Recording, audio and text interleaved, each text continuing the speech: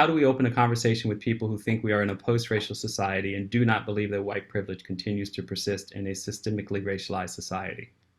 I think if they're asking about someone who is close to them, a family member, a friend, then I think if they're arguing that the nation is post-racial, it's important to even take a step back before you argue, no, actually, it's quote not, to sort of ask them to define what is a post-racial society.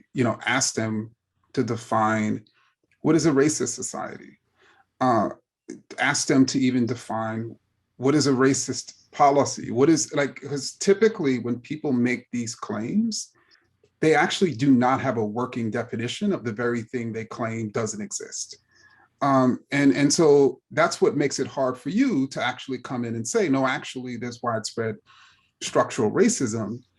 Uh, and they don't have a working definition, or their perspective on what structural racism is may be very different from you. So I would encourage you, if it's a person is close to you, to really engage them on defining terms, and really work with them to define terms in a way that can give them the sort of lens to see this society. Because otherwise you're going to be speaking a different language, trying to have a constructive conversation.